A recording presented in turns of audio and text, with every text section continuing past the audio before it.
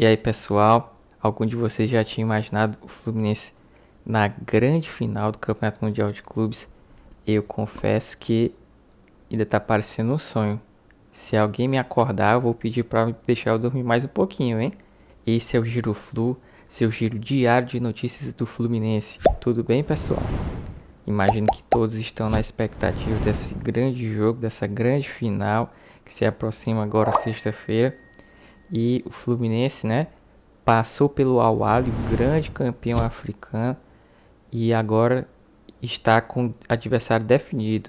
Manchester City, o grande bicho-papão, aquele time que todos temem, no mundo inteiro, considerado por muitos o melhor time em atividade no futebol mundial.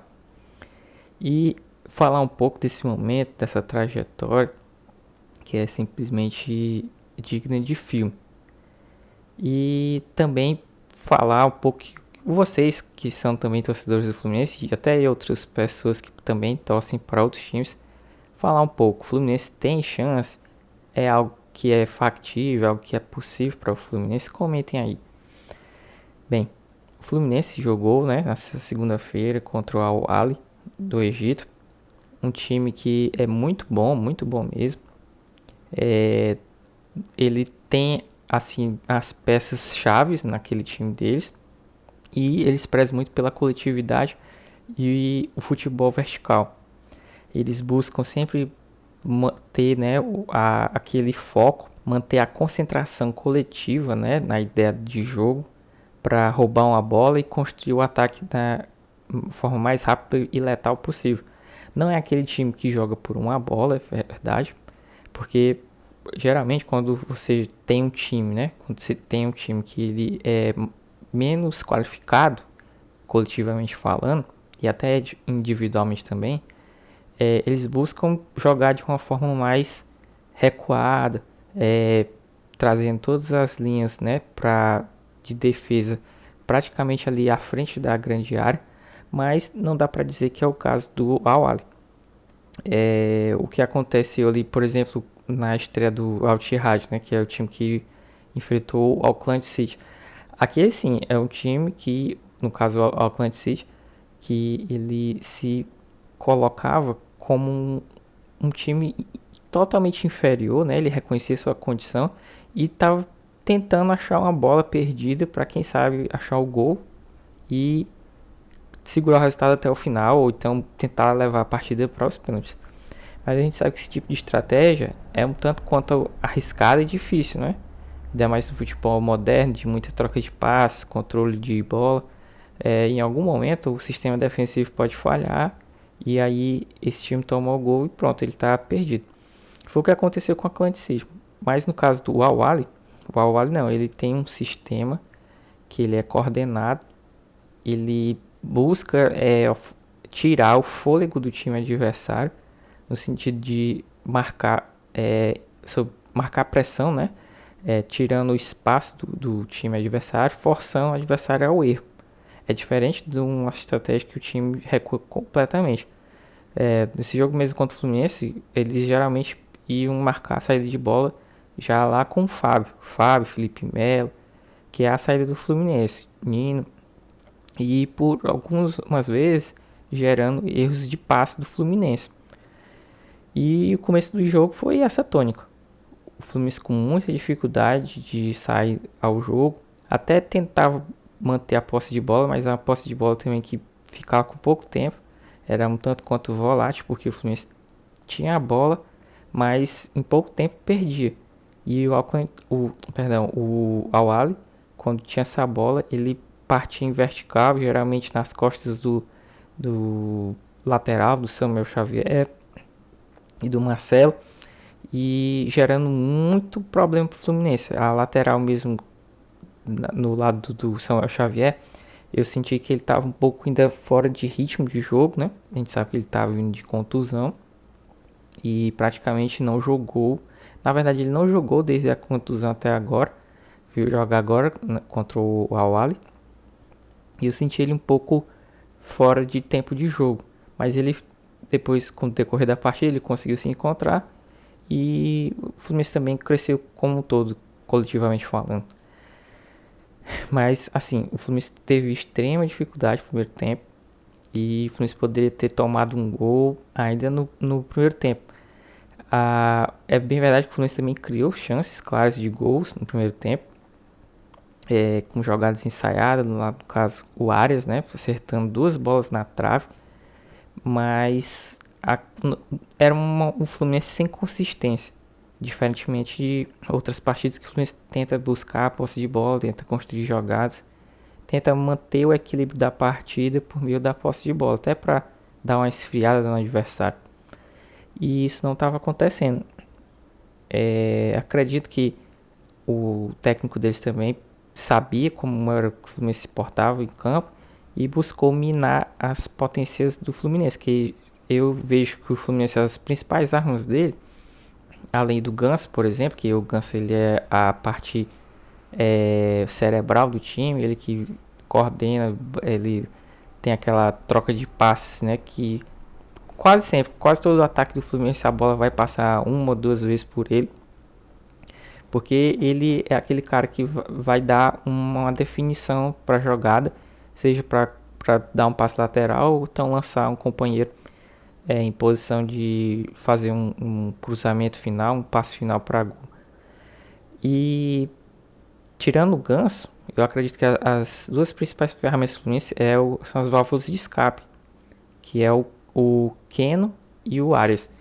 E a gente viu que tanto o Keno quanto o Arias praticamente não conseguiu fazer aquelas jogadas em profundidade que eles faziam. Por exemplo, o gol mesmo, o primeiro gol do Fluminense na Libertadores, na final, contra o Boca Juniors, sai justamente uma triangulação entre entre o Keno e o Arias.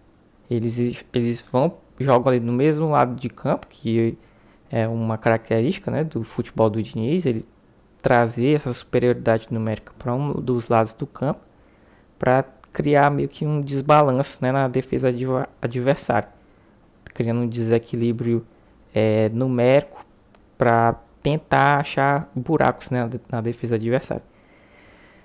E também muitas das vezes, tanto o Keno quanto o Arias, eles têm muita facilidade para o drible, né?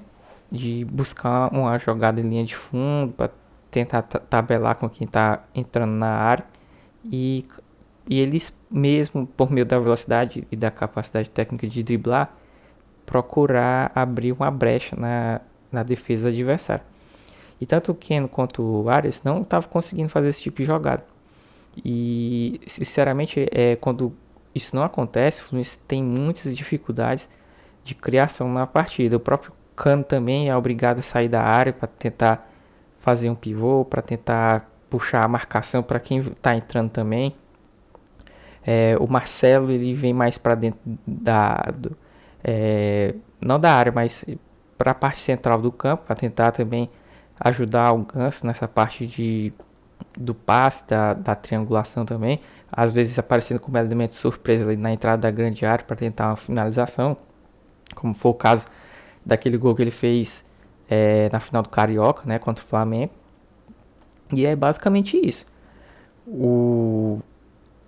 Fica essa troca, né, de passe, e se o Fluminense não tem essas duas válvulas de escape, que é o Keno e o Arias, a parte ofensiva do Fluminense praticamente fica estagnada na partida. Tanto é que no primeiro tempo o Cano não conseguiu fazer uma finalização com um perigo efetivo. Ele até teve uma bola que ele chutou meio desequilibrado, chutou para fora, mas ele não estava nem dentro da área, ele estava fora da área, porque justamente como eu falei, ele vem buscar jogo fora da área para tentar dar a opção de passe ou então abrir a marcação para alguém que possa entrar, né, fazendo um pivô. E o Fluminense estava com muita dificuldade por conta disso, porque o técnico deles conseguiu anular essas duas válvulas do Fluminense. Já no segundo tempo, o Fluminense conseguiu melhorar essa questão da triangulação, de participar mais o futebol coletivo entre os jogadores, mas ainda estava assim, algo ainda meio tímido, entendeu? E porque o jogo estava realmente difícil, trucado. E o Awali também começou a cansar um pouco, né? Porque eles Porque assim, geralmente o time que corre atrás, né, para marcar, para tirar a saída de bola do adversário, esse time ele corre mais do que o time que tá com a bola. O time que tá com a bola, ele faz a bola correr, não o jogador correr atrás da bola. E quem não tem a bola, corre atrás da bola, corre atrás da marcação. E isso faz com que mine também as forças do adversário.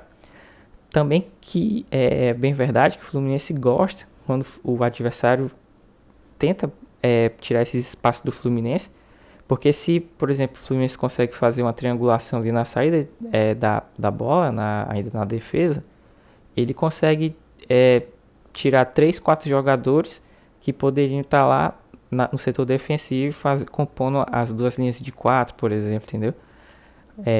E isso ajuda o Fluminense ter mais espaço na hora de atacar, porque se o Fluminense consegue sair bem na defesa, ele tem superioridade numérica do meio para frente. E foi mais ou menos isso. Aí o Ganso acha um belo passe, né, para o Marcelo. O Marcelo faz um lance assim, uma jogada sensacional. Ele praticamente com um drible de corpo ele consegue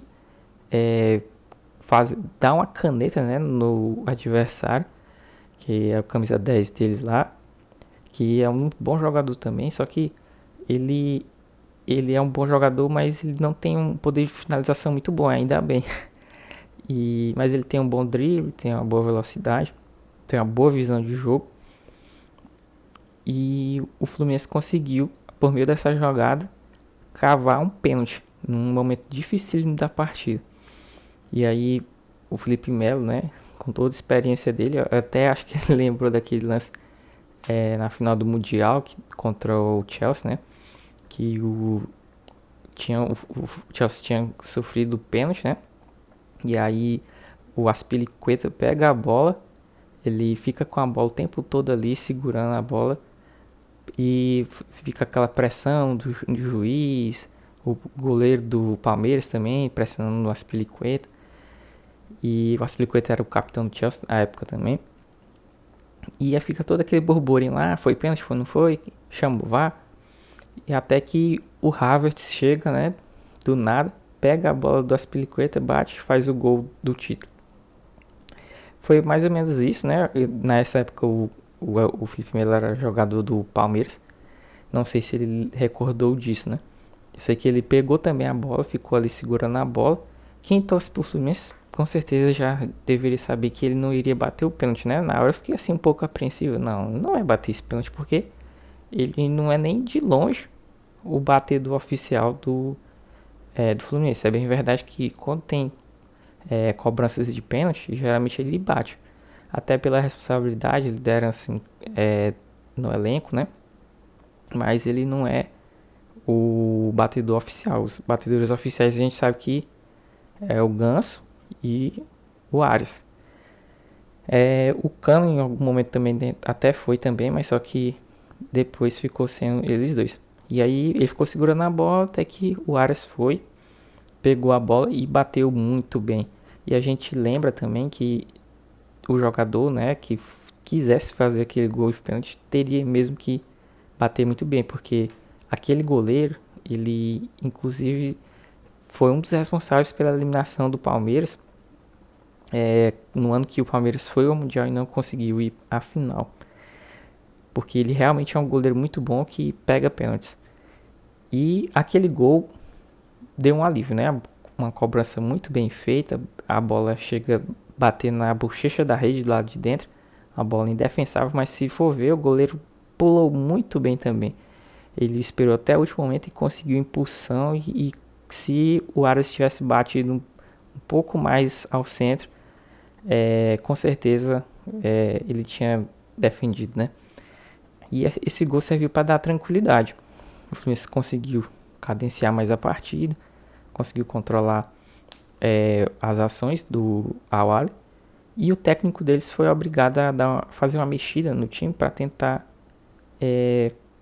dar um renovo, né? Para tentar uma cartada final para quem sabe levar a partida aos pênaltis.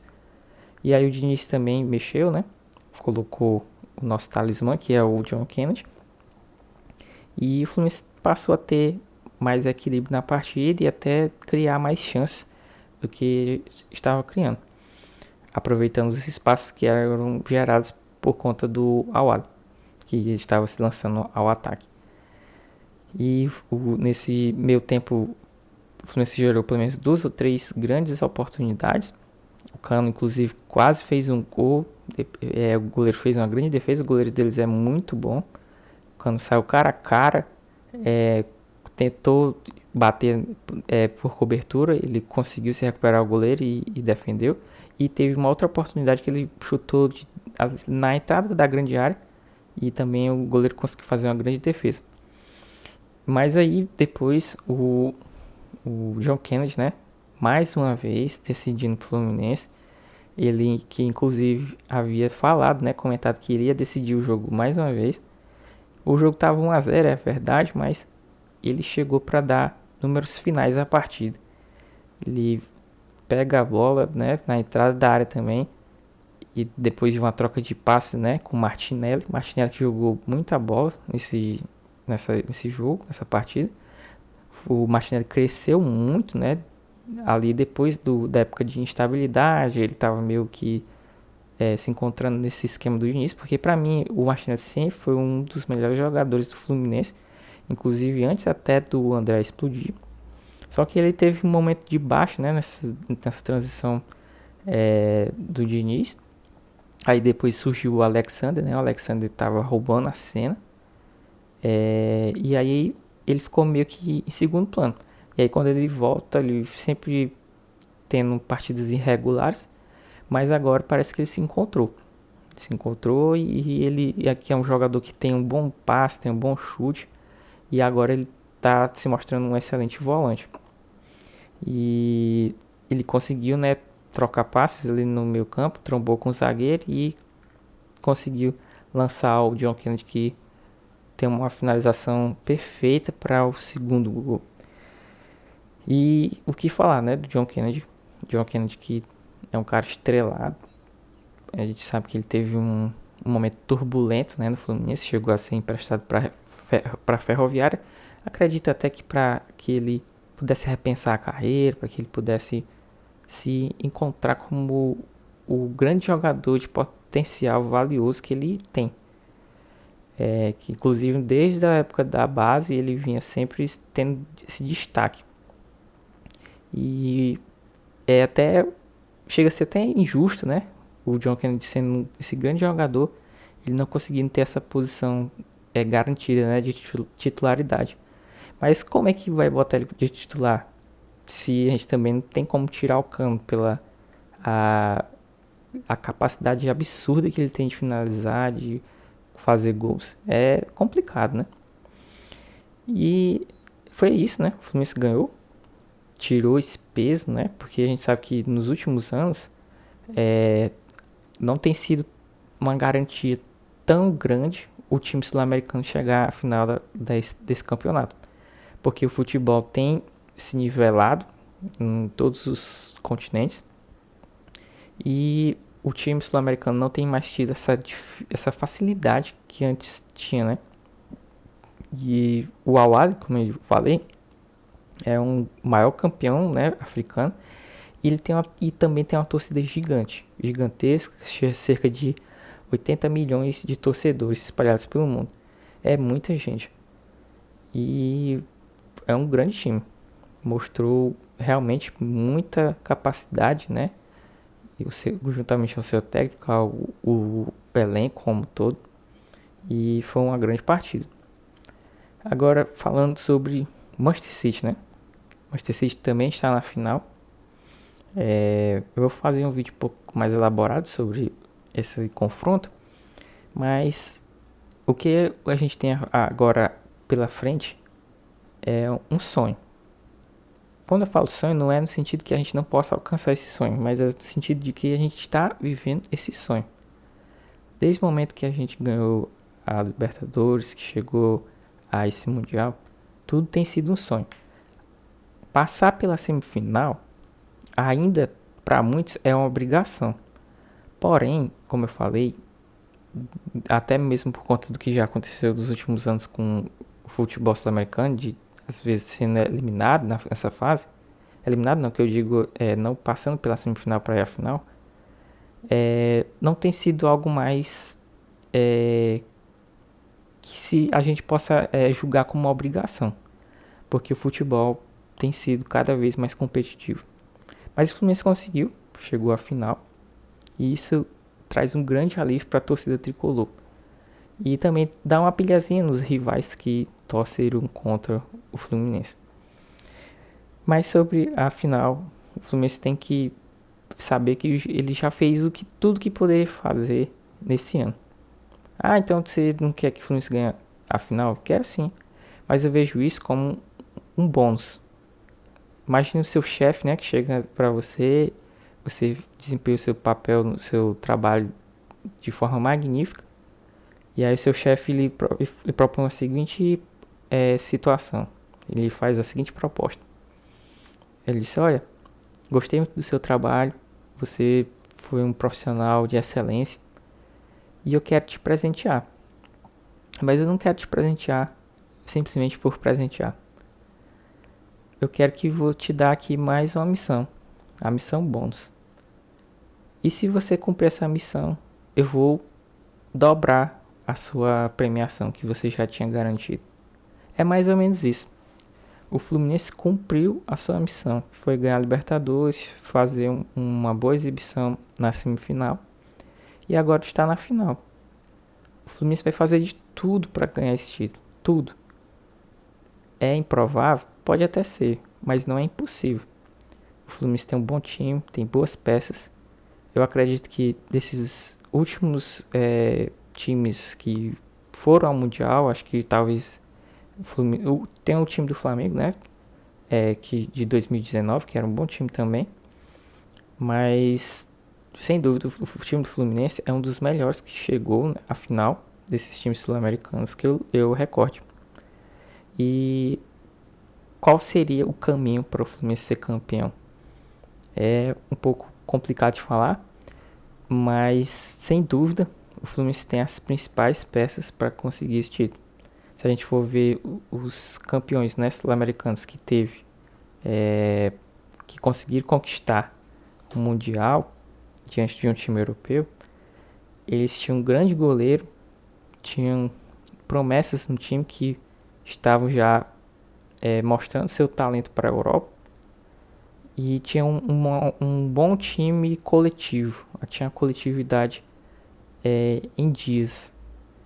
E eu acho que é isso. O Fluminense tem todos esses ingredientes. Tem um grande goleiro, tem um grande atacante, tem um grande meio campista. E o coletivo do Fluminense é muito bom. E o Fluminense não é mais aquele time que tinha aquele bom time titular e não tinha peças no banco que pudessem, né, trazer alguma coisa a mais, ou então trazer uma solução diferente para reverter uma situação. O Fluminense hoje também tem um banco que lhe compete fazer pelo menos uma ou duas alterações que podem mexer sim com o time e até buscando um resultado melhor. Então, por tudo isso, eu acredito que o Fluminense tem sim chances de ganhar esse Mundial. E também, além de tudo isso, tem toda a mística, né, do dinizismo contra o guardiolismo, digamos assim. O que era por muitos algo impensável, improvável, essa cena vai acontecer. E eu confesso que estou muito ansioso. E o que eu posso dizer agora é: tenho fé, tenho esperança, porque o Fluminense é um time predestinado, é um time que tem isso no seu sangue, na sua origem. E vamos aí com tudo. O Fluminense não deve abaixar sua cabeça e também não deve mudar seu estilo de jogo porque vai jogar com o Manchester City. Ah, você quer que o Fluminense tenha a posse de bola? Sim, quero. Eu quero que o mundo veja que o Fluminense tem capacidade de manter a posse de bola contra o Manchester City. Porque eu acho que tem. Vai ser difícil, vai ser bem difícil, mas eu tenho certeza que o Fluminense não vai se acovardar e não vai dar a bola para o Manchester City para tentar uma bola perdida e aí conseguir levar para os pênaltis, ou então conseguir um gol e levar com a barriga até o final. Não acredito nisso. E é isso. Agora, e aí pessoal, o que vocês têm a dizer? O Fluminense tem chance de ganhar esse Mundial? E aí, você acha que o Fluminense vai conseguir colocar suas ideias em campo, seu estilo de jogo, e isso vai ser o suficiente para ganhar do Manchester City? Deixa aí sua opinião. Para você que gostou do vídeo, se inscreva no canal, deixa seu like, compartilha com seu amigo tricolor e vamos juntos rumo ao título mundial. Saudações tricolores.